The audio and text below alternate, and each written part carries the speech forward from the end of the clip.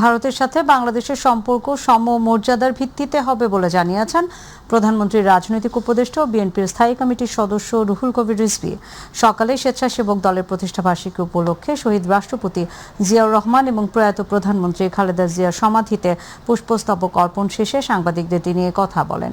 রিজভী বলেন, ভারতের সঙ্গে বাংলাদেশের সম্পর্ক সমমর্যাদার ভিত্তিতে হবে, এর বাইরে কিছু হলে বিএনপি সরকার সায় দেবে না। তিনি বলেন, স্বার্থ ছাড়া ভারত বন্ধুত্বপূর্ণ আমন্ত্রণ জানালে তাকে সাধুবাদ জানায় সরকার, তবে স্বার্থ থাকলে এগোবে না বাংলাদেশ। বাংলাদেশ স্বাধীন সার্বভৌম দেশ। বাংলাদেশ সমতার ভিত্তিতে সকলের সাথে বন্ধুত্ব করতে চায়, কিন্তু কোনো শর্ত দিয়ে বন্ধুত্ব হয় না। বাংলাদেশ সরকার প্রত্যেক দেশের সাথে বন্ধুত্বের প্রকাশ্যে যে ঘোষণা দিয়েছেন, নিশ্চয়ই এইখানে যদি অন্য কিছু না থাকে তাহলে অবশ্যই সমতার ভিত্তিতে, মিউচুয়াল রেসপেক্টের ভিত্তিতে এবং এই যে সার্বভৌমত্বকে শ্রদ্ধা করার ভিত্তিতে সকল দেশের সাথেই আমাদের প্রধানমন্ত্রী তিনি সম্পর্ক রাখবেন, তিনি যাবেন, আমরাও সবাইকে আমন্ত্রণ জানাবো। কিন্তু ভিতরে যদি কোনো শর্ত থাকে তাহলে সেই শর্ত দিয়ে কখনো বন্ধুত্ব হয় না। বন্ধুত্ব হবে আমরা প্রত্যেকের স্বাধীনতা এবং সার্বভৌমত্বে বিশ্বাস করব, প্রত্যেকের সার্বভৌমত্বকে সম্মান করব। অতীতের যে কোনো সময়ের চেয়ে বাংলাদেশের গণমাধ্যম স্বাধীনভাবে কাজ করছে বলে মন্তব্য করেছেন তথ্য এবং সম্প্রচার মন্ত্রী জহিরুদ্দিন স্বপন। তিনি বলেছেন, স্বাধীন সাংবাদিকতার ক্ষেত্রে বর্তমান সরকারের পক্ষ থেকে কোনো বিধিনিষেধ নেই। সকালে সাংবাদিক সুরক্ষা এবং কল্যাণ ফাউন্ডেশনের ৫ম প্রতিষ্ঠাবার্ষিকীতে তিনি এসব কথা বলেন। তথ্যমন্ত্রী জানান, সাংবাদিকতার নামে যারা অপসাংবাদিকতা করে তাদের ব্যাপারেও সবাইকে সতর্ক থাকতে হবে। অতীতে যারা সাংবাদিকতার নামে ফ্যাসিস্টদের সহযোগী হিসেবে কাজ করেছে, সরকার তাদেরকে বিচারের মুখোমুখি করেছে বলেও জানান তিনি। রাজনীতি এবং সাংবাদিকতা ক্ষমতা নিয়ে নাড়াচাড়া করে। রাজনীতি জনগণের সেবা করার জন্য ক্ষমতা গ্রহণ করার, অর্জন করার একটা প্রক্রিয়া, আর সেই ক্ষমতা যাতে জনগণের পক্ষে পরিচালিত হয় সে কারণে ক্ষমতাকে প্রশ্ন করার ক্ষমতা থাকে সাংবাদিকদের। ফলে রাজনীতিবিদদেরও ক্ষমতা আছে, আর সেই ক্ষমতাকে প্রশ্ন করার ক্ষমতা আছে সাংবাদিকদের। অতএব জনগণের মালিকানাই হচ্ছে সব। সেবা দেওয়ার জন্য ক্ষমতা দরকার, কিন্তু ক্ষমতা যদি জনগণের সেবার কাজে না লাগে তাহলে তার পরিণাম কি হয় আমরা সর্বশেষ 2024-এর 5ই আগস্ট শেখ হাসিনার অপমান অসম্মানের মধ্য দিয়ে আমরা তা দেখেছি। জ্বালানি তেল আমদানিতে 2টি প্রোডাক্ট অয়েল ট্যাঙ্কার জাহাজ কেনার প্রকল্প সহ 11টি প্রকল্প অনুমোদন দিয়েছে জাতীয় অর্থনৈতিক পরিষদ একনেক। প্রধানমন্ত্রী তারেক রহমানের সভাপতিত্বে সকাল 10টায় রাজধানী শেরেবাংলা নগরে পরিকল্পনা কমিশনে এই সভা শুরু হয়। সভায় ঢাকা মেডিকেল কলেজের অনুপযোগী স্থাপনা পুনর্নির্মাণ এবং 10টি মেডিকেল কলেজে 19টি হোস্টেল ভবন নির্মাণের সংশোধিত প্রকল্প, গ্রাম সড়ক পুনর্বাসন এবং শক্তিশালীকরণ, ধরলা নদীর ডান তীর সংরক্ষণ এবং সীতাকুণ্ডে উপকূলীয় বাঁধ নির্মাণের প্রকল্প নিয়ে আলোচনা হয়। তাছাড়া তুরাগ নদী এবং গোরানচটবাড়ি রিটেনশন পন্ড সংরক্ষণ, প্রাণী সম্পদ অধিদপ্তরের সক্ষমতা বাড়ানো, জামালপুরে 100 মেগাওয়াট সৌর বিদ্যুৎ কেন্দ্র স্থাপন এবং ডেস্কো এলাকায় বিদ্যুৎ অবকাঠামো সম্প্রসারণের সংশোধিত প্রকল্প অনুমোদন দেওয়া হয়। মঙ্গলবার চালু হয়েছে নারীদের জন্য বিশেষ পিঙ্ক বাস সার্ভিস। দ্বিতীয় দিনে বাসের অপেক্ষায় দেখা গেছে অনেক নারীকে, তবে নতুন এই উদ্যোগে মিলছে স্বস্তি। নারী চালক এবং কন্ট্রাক্টর থাকায় বাড়ছে আস্থাও। যাত্রীদের প্রত্যাশা, নির্ধারিত সময়ে পর্যাপ্ত বাস নিশ্চিত করে ধীরে ধীরে আরও রুটে বাড়ানো হবে এই সেবা। আরও জানাচ্ছেন সাদিয়া হক মৌ। সকালের ব্যস্ত রাজধানী, প্রতিদিনের মতোই গণপরিবহনের অপেক্ষায় নারী যাত্রীরা। কেউ কর্মস্থলে যাবেন, কেউ শিক্ষা প্রতিষ্ঠানে, কারো আবার জরুরি কাজ। সাধারণ গণপরিবহন বাসের জন্য নারীদের অপেক্ষার এই চিত্র যেন খুবই চেনা। মঙ্গলবার আনুষ্ঠানিকভাবে চালু হয়েছে নারীদের জন্য বিশেষ পিঙ্ক বাস। নারীদের নিরাপদ ও স্বস্তিদায়ক যাতায়াত নিশ্চিত করতে এমন উদ্যোগ আরো আগেই নেওয়া প্রয়োজন ছিল, এমনটাই মনে করছেন নারী যাত্রীরা। নারী বাসটা হয় তাহলে এই যে আমাদের এত কষ্ট করে দাঁড়িয়ে যেতে হয় না, আর বাসে তো দাঁড়িয়ে যাওয়া অনেক কষ্টকর। ব্যালেন্স রাখা যায় না, আরেকজনের গায়ের সাথে ঘষা লাগে, এটা খুবই আনকমফোর্টেবল একটা বিষয়। সোশ্যাল মিডিয়াতে অনেক নেগেটিভিটি দেখতেছি যে নারীরা কিভাবে বাস চালাবে অ্যান্ড অল সাস্টেন করে, তাহলে এটা অনেক ভালো একটা উদ্যোগ আমি মনে করি। তারপরও আশার আলো দেখাচ্ছে এই পিঙ্ক বাস। কার্যক্রম শুরুর দ্বিতীয় দিনেও বিআরটিসির প্রশিক্ষণ নিয়ে পেশাদার চালক হিসেবে রাস্তায় নেমেছেন নারী চালকরা। রাজধানীর ব্যস্ত সড়কে বড় বাস চালানোর ক্ষেত্রে অন্য গণপরিবহনের চালকদের সহযোগিতাও চান তারা। গাড়ি চালানোটা 3 বছরের অভিজ্ঞতা। আমি গতকাল চালিয়েছি এবং আজকে পর্যন্ত চালিয়েছি, তো কারোর দিক থেকে আমি কোনো ধরনের কোনো প্রতিবন্ধকতা পাইনি এবং তারা সবাই সেলুটটি দিচ্ছে আমাকে, খুব অ্যাপ্রিসিয়েট করছে। মহিলা সার্ভিসটা দেওয়া নেই, প্রধানমন্ত্রীর কাছে অনেক অনেক ধন্যবাদ। তবে শুধু বাস চালু করলেই নারীদের ভোগান্তি পুরোপুরি কমবে না বলছেন নারী যাত্রীরা। তাদের প্রত্যাশা নির্ধারিত সময় মেনে বাস চলবে, স্টপেজের পর্যাপ্ত বাস থাকবে এবং ধীরে ধীরে আরও রুটে বাড়ানো হবে এই পিঙ্ক বাসের সেবা। এই যে যেমন আমার ছোট একটা মেয়েকে নিয়ে আমি যাচ্ছি, ও কিন্তু আসলে এইসব ব্যাপারে ফিজিক্যালি ব্যাপারগুলো বোঝে না, ব্যাড টাচ গুড টাচ এগুলাতে আসলে লোকাল বাসগুলোতে অনেক মানে হ্যাসেল করতে হয়। বাসে উঠতে গেলে তখন দেখা যায় যে পুরুষরা যেহেতু থাকে, স্বাভাবিকভাবেই একটা খুব অপ্রীতিকর একটা অবস্থার তৈরি হয়। সেক্ষেত্রে যেহেতু মহিলা বাসে ওরকমভাবে পুরুষদের সাথে ধাক্কাধাক্কি করে ওঠার ব্যাপারটা থাকবে না, এটা স্বাভাবিকভাবে মেয়েদের জন্য খুব সেফ একটা ব্যাপার হবে। প্রাথমিক পর্যায়ে ঢাকা, চট্টগ্রাম ও বগুড়ায় 14টি বাস দিয়ে শুরু হয়েছে নারীদের এই বিশেষ পিঙ্ক বাস। বিআরটিসি জানিয়েছে পর্যায়ক্রমে বাড়ানো হবে বাসের সংখ্যা ও রুট। সাদিয়া হক মৌ, মাই টিভি, ঢাকা। আগামীকাল অনুষ্ঠিত হতে যাওয়া রাষ্ট্রপতি নির্বাচনে আইনি কোনো বাধা নেই, নির্বিঘ্নে নির্বাচন অনুষ্ঠিত হবে বলে জানিয়েছেন অ্যাটর্নি জেনারেল রুহুল কুদ্দুস কাজল। দুপুরে এক ব্রিফিংয়ে এই তথ্য জানান তিনি। সংসদ নির্বাচনে অংশ নেওয়া সকল প্রার্থী যাতে রাষ্ট্রপতি নির্বাচনে ভোট দিতে পারেন এমন গ্রাউন্ডে একটি রিট করেন হাইকোর্টের আইনজীবী সাইফুল আলম ফুয়াদ। পরে রিটটি শুনানি শেষে সরাসরি খারিজ করে দেয় বিচারপতি রাজিক আল জলিল এবং বিচারপতি দেবাশিস রয় চৌধুরীর দ্বৈত হাইকোর্ট বেঞ্চ। পরে অ্যাটর্নি জেনারেল বলেন, শুধুমাত্র ব্যক্তিগত প্রচারণার জন্য রিটটি করেন আইনজীবী, যার কোনো আইনি ভিত্তি নেই। রিটকারীকে জরিমানা করারও আবেদন করেন রাষ্ট্রের এই প্রধান আইন কর্মকর্তা। নির্বাচনী তফসিল ইতিমধ্যে কার্যকর হয়ে গেছে। 2 জন প্রার্থী চূড়ান্তভাবে মনোনীত হয়েছেন, শুধুমাত্র ভোট গ্রহণ বাকি এবং সেটা 24 ঘন্টারও কম সময়ের মধ্যে হবে। তো এমন একটা সময় আমাদের প্রত্যাশার জায়গা এবং অতীতের নজির বলে যে এই ধরনের ক্ষেত্রে আদালত তার যে নির্বাচনের তফসিল স্থগিত করার যে আবেদন সেটি সাধারণত গ্রহণ করে থাকেন না। আমি এক্ষেত্রেও মনে করি যে আদালত কর্তৃক তার এই আবেদন গ্রহণযোগ্য হবে বলে মনে হয় না। আমি আপনাদেরকে এতটুকু বলতে পারি যে হাইকোর্ট বিভাগে গতকাল একটি দায়েরকৃত রিট পিটিশন, যেটি সরাসরি খারিজ হয়েছিল, এবং আজকে আরেকজন আইনজীবী দায়েরকৃত এই রিট পিটিশনের খারিজ হওয়ার মাধ্যমে নির্বাচন অনুষ্ঠানে কোনো ধরনের আইনি প্রতিবন্ধকতা সৃষ্টির কোনো সুযোগ এবং সম্ভাবনা আমরা দেখছি না। হলফনামায় তথ্য গোপন করার অভিযোগ এনে এনসিপি নেতা নোয়াখালী 6 আসনের সংসদ সদস্য আব্দুল হান্নান মাসুদের সংসদ সদস্য পদ বাতিল চেয়ে হাইকোর্টে রিট দায়ের করা হয়েছে। নোয়াখালী হাতিয়া উপজেলার স্থানীয় বাসিন্দা নাজমুল হোসেন হাইকোর্টের সংশ্লিষ্ট শাখায় এই রিট দায়ের করেন। বিচারপতি রাজিক আল জলিল এবং বিচারপতি দেবাশিস রায় চৌধুরীর হাইকোর্ট বেঞ্চে রিটটি শুনানি হবে বলে জানিয়েছেন রিটকারীর আইনজীবী। রিটে হান্নান মাসুদের সংসদ সদস্য পদ শূন্য ঘোষণা করা সহ প্রয়োজনীয় পদক্ষেপ এবং তাৎক্ষণিক উদ্যোগ গ্রহণের জন্য আইন মন্ত্রণালয়ের সচিবের মাধ্যমে সরকারের প্রতি নির্দেশনা চাওয়া হয়েছে।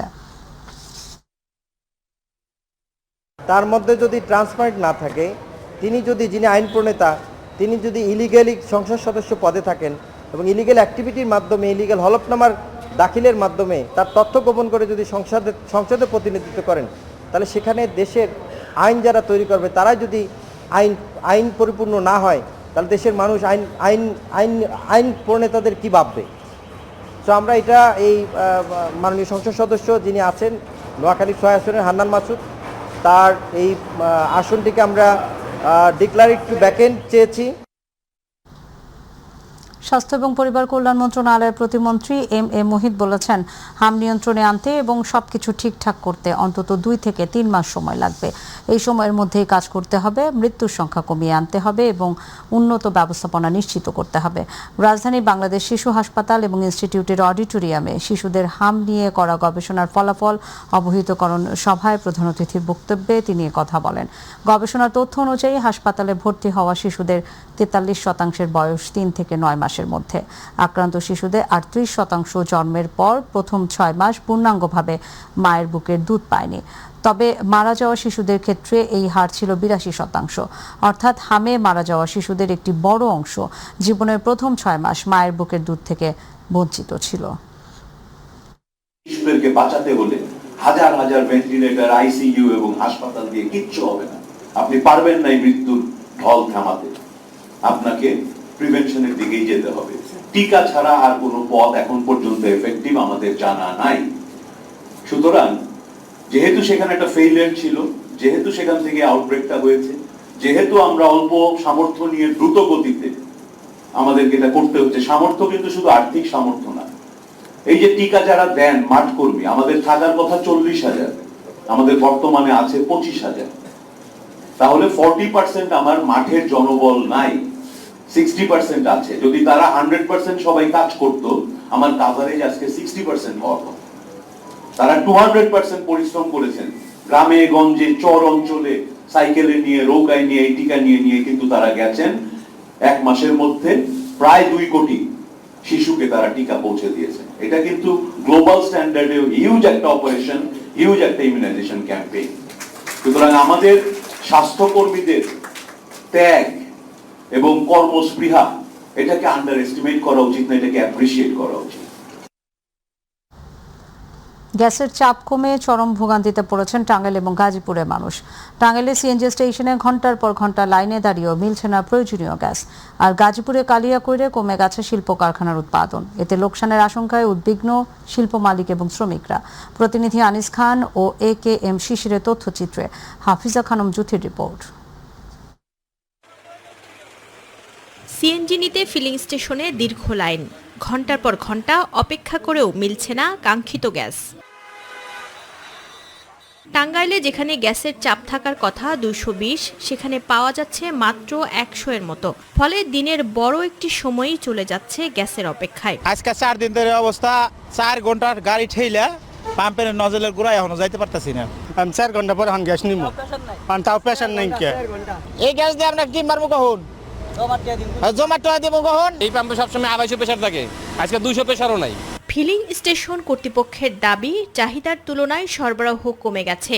প্রায় 1 পয়েন্ট চাপ থাকার কথা থাকলেও বর্তমানে পাওয়া যাচ্ছে 0.62 এর মতো। ইনলেটে আমরা 1 বারও আগে ইউজ করছি, 1 বার 0.98, কিন্তু এখন বর্তমানে 0.62, যা বর্তমানে সংকটই আমাদের। লাইনে খুবই কম, মানে ধরতে গেলে 6 মতো আমরা পাইতেছি।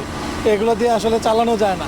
শুধু সিএনজি স্টেশন নয়, গ্যাসের স্বল্প চাপের প্রভাব পড়েছে বাসা বাড়িতেও। সময় মতো রান্না করতে না পেরে ভোগান্তিতে পড়েছেন অনেক পরিবার। এদিকে টাঙ্গাইল ছাড়াও গাজীপুরের কালিয়াকৈরেও দীর্ঘদিনের গ্যাস সংকটে ব্যাহত হচ্ছে শিল্প কারখানার উৎপাদন। দিনের বেশিরভাগ সময় প্রয়োজনীয় গ্যাসের চাপ না থাকায় স্বাভাবিকভাবেই চলছে না উৎপাদন। কোথাও উৎপাদন কমেছে, আবার কোথাও বন্ধ রাখতে হয়েছে একাধিক ইউনিট। গ্যাস নাই, এই জন্য আমরা কাজ করতে পারতেছি না। আমাদের ফ্যাক্টরি অনেক অবস্থা খারাপ, মেশিন চলতেছে না, পাওয়ার নাই, পাওয়ারের প্রবলেম, বয়লারের সমস্যা আমাদের। গ্যাসের যে অবস্থা, গাড়ি চালানি বাদ দেন না গো ভাই, না গায়ে মরার হয়ে গেলাম। সারাদিন অ্যাক্টিভ মারি, মনে গ্যাসই পাই না, যাও না গ্যাসই পাই না। একই সংকট সিএনজি স্টেশনেও। দীর্ঘ লাইনে দাঁড়িয়েও গ্যাস না পেয়ে বাড়ছে চালকদের ভোগান্তি। পাম্পে আসলে ইনলেট প্রেসার কম থাকার কারণে গাড়ির চাপ বেশি, যাতায়াতে অনেক সমস্যা হইতেছে। 2-3 ঘন্টা সিরিয়াল দেওয়া গ্যাস পাওয়া যাইতেছে না। যদি গ্যাসের দাম বাড়ায়, তারপরে বাড়ায় দিয়ে যদি আমাদের প্রতিনিয়ত গ্যাসটা পাই, তাহলে আমাদের জন্য ভালো। যানবাহনের কর্মঘণ্টা ও চালকদের আয় কমার পাশাপাশি শিল্প উৎপাদনেও পড়ছে নেতিবাচক প্রভাব। দ্রুত গ্যাসের স্বাভাবিক চাপ নিশ্চিত না হলে পরিস্থিতি আরও জটিল হওয়ার আশঙ্কা ভুক্তভোগীদের। হাফিজা খানম জুথি, মাই টিভি। চুয়াডাঙ্গার দর্শনায় 5 বছরে শেষ হয়নি 2টি এক্সেল লোড নিয়ন্ত্রণ কেন্দ্রের নির্মাণ কাজ। অবকাঠামো নির্মাণ এবং জমি অধিগ্রহণে 36 কোটি টাকা ব্যয় হলেও এখনও চালু হয়নি প্রকল্পটি। এদিকে ওভারলোড যানবাহনের কারণে ক্ষতিগ্রস্ত হচ্ছে সড়ক, বাড়ছে দুর্ঘটনার ঝুঁকি। স্থানীয়দের দাবি, দ্রুত কাজ শেষ করে কেন্দ্র দুটি চালু করা হোক। চুয়াডাঙ্গা প্রতিনিধি জামাল হোসেন খোকনের তথ্য ও ভিডিও চিত্রে সাইদুর রহমান আবিরের রিপোর্ট। 2021 সালের অক্টোবরে দর্শনা রেলগেটের অদূরে শুরু হয় দুটি এক্সেল লোড নিয়ন্ত্রণ কেন্দ্রের নির্মাণ কাজ। 23 সালের মার্চে প্রকল্প শেষ হওয়ার কথা থাকলেও 3 দফার সময় বাড়িয়েও এখনও চলছে সেই নির্মাণ কাজ। দীর্ঘদিন পড়ে থাকায় নির্মিত স্থাপনাগুলোর কিছু অংশ ব্যবহার অনুপযোগী হওয়ার আশঙ্কা দেখা দিয়েছে। ভারত থেকে রেলপথে আসা পাথর, ভুট্টা, খৈল ও ভুসিসহ বিভিন্ন পণ্য এবং দেশের বিভিন্ন জেলা থেকে অতিরিক্ত মাল বোঝাই যানবাহন এই পথ দিয়ে চলাচল করে। নিয়ন্ত্রণ কেন্দ্র চালু হলে অতিরিক্ত ওজনের যানবাহন শনাক্ত করা সহজ হবে বলে মনে করছেন সংশ্লিষ্টরা। এটা যেভাবে চলছে এই গতিতে চললে আসলে এই কাজটা আদৌ কিভাবে যাবে এবং এর মধ্যে কোনো দুর্নীতি অনিয়ম আছে কিনা সেইটা নিয়েও আসলে দেখা প্রয়োজন। যদি সত্যিকার অর্থেই এই কাজটি যদি সম্পূর্ণভাবে সম্পূর্ণ হতো তাহলে এই এলাকার যে এক্সেলের যে দুর্ভোগটা কমে যেত। প্রায় 9 একর জমির উপর নির্মাণাধীন এই দুটি কেন্দ্রের অবকাঠামো নির্মাণ ব্যয় ধরা হয়েছিল 31 কোটি টাকা। জমি অধিগ্রহণে ব্যয় আরও 5 কোটি টাকা। সংশ্লিষ্টদের দাবি ইতিমধ্যেই প্রায় 80% কাজ শেষ হয়েছে। একটি প্রশাসনিক ভবন, 2টি টোল বুথ এবং একটি ওয়্যার হাউস, পাবলিক টয়লেট, সাথে আছে পার্কিং এবং স্ট্যাকইয়ার্ড। স্ট্যাকইয়ার্ডটা মূলত হচ্ছে রাস্তার আগে যে ওভারলোড গাড়িগুলো আছে সেসব গাড়িগুলো থেকে মালামাল আনলোড করে নির্দিষ্ট ওজন নিয়ে গাড়ি যাতে রাস্তায় চলতে পারে সেজন্য এই প্রজেক্ট করা হয়েছে। ঠিকাদারি প্রতিষ্ঠানের দাবি চলতি বছরের মধ্যেই প্রকল্পের অবশিষ্ট কাজ শেষ হবে। স্থানীয়দের প্রত্যাশা আর কোনো সময়ক্ষেপণ নয়, দ্রুত কেন্দ্র দুটি চালু করে ওভারলোড যানবাহনের নিয়ন্ত্রণের মাধ্যমে সড়ক রক্ষা ও দুর্ঘটনা কমাতে কার্যকর পদক্ষেপ নেওয়া হোক। সাইদুর রহমান আবির, মাই টিভি নিউজ ডেস্ক।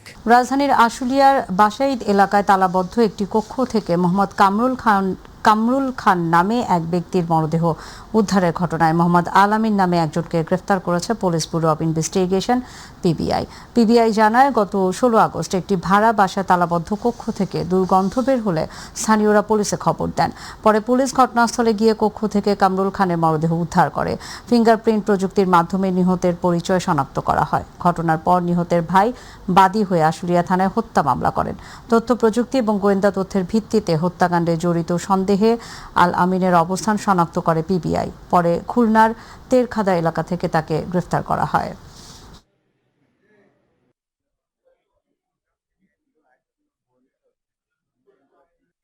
যখন সে বুঝতে পারে যে সে মারা গেছে তখন সে আরো 2-3 ঘন্টা সেখানে অবস্থান করে। যেহেতু তার শরীরে রক্তের দাগ ছিল, সে বাথরুমে গিয়ে গোসল করে ফ্রেশ হওয়ার পর এই ভিকটিমের ডিসিস্টের মোবাইল নিয়ে যায়, ডিসিস্টের সাথে কিছু টাকা ছিল সেটাও নিয়ে যায়, নিয়ে এই ঘর তালাবদ্ধ করার পর সে ওখান থেকে বের হয়ে প্রথমে বরিশাল থেকে পরবর্তীতে সে যায় খুলনা। ইতিমধ্যে আমরা গিয়ে পরবর্তীতে যেটা তথ্য প্রযুক্তির সহায়তা এবং অন্যান্য বিশ্লেষণ করে আমরা খুলনা পিবিআই সহায়তা নিয়ে তাকে খুলনা জেলার তেরখাদা থেকে গ্রেফতার করতে সক্ষম হই। টাঙ্গাইলের মধুপুর, ঘাটাইল, সখীপুর এবং মির্জাপুরের ফুসফুস খ্যাত বনাঞ্চল আজ অস্তিত্ব সংকটে। শাল গজারির বন উজাড় করে দখল, বসতবাড়ি এবং বিভিন্ন বাগান গড়ে তোলার অভিযোগ রয়েছে। তবে বন বিভাগ বলছে অবৈধ দখল উচ্ছেদ এবং চোরাই কাঠ জব্দ সহ নেওয়া হচ্ছে আইনগত ব্যবস্থা। টাঙ্গাইল থেকে মোহাম্মদ রায়হান মিয়ার রিপোর্ট, জানাচ্ছেন স্বপ্নম অবনী। টাঙ্গাইলের মধুপুর, সখীপুর, ঘাটাইল ও মির্জাপুর এই 4 উপজেলায় রয়েছে প্রায় 1,22,000 একর বনভূমি। 90-এর দশকে সামাজিক বনায়ন কর্মসূচি শুরুর পর থেকেই ধীরে ধীরে বদলাতে থাকে এই বনাঞ্চলের চিত্র। নির্বিচারে গাছ কাটায় হারিয়ে যাচ্ছে প্রাকৃতিক শাল গজারি বন, কোথাও গাছের গোড়াও তুলে নেওয়া হয়েছে।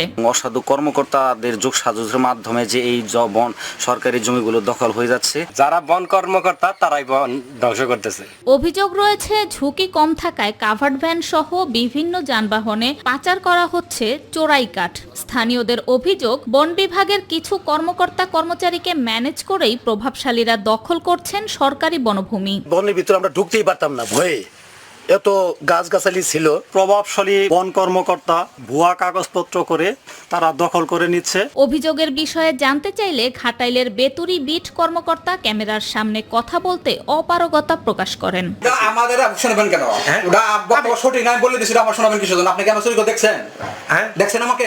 চুরি করছি প্রমাণ করতে হবে আপনাকে এখন বসে বসে। অবৈধ দখলে থাকা বনভূমি উদ্ধারের পর সেখানে পুনরায় সামাজিক বনায়নের উদ্যোগ নেয়ার কথা জানিয়েছে রেঞ্জ কর্মকর্তা। অভিযানের মাধ্যমে সেগুলো আমাদের নিজেদের বন বিভাগের করে আমরা সামাজিক বনায়নের আবার পুনরায় সেখানে আমরা বনায়ন কার্যক্রম পরিচালনা করব। বন বিভাগের দাবি, জমি দখল সহ বিভিন্ন অভিযোগ পেলেই তাৎক্ষণিক ব্যবস্থা নেওয়া হচ্ছে। জবরদখল প্রতিরোধ কার্যক্রম আমরা চলমান থাকবে এবং বনভূমি জবরদখলের ব্যাপারে আমাদের জিরো টলারেন্স নীতি আমরা অবলম্বন করব। শবনম অবনী, মাই টিভি।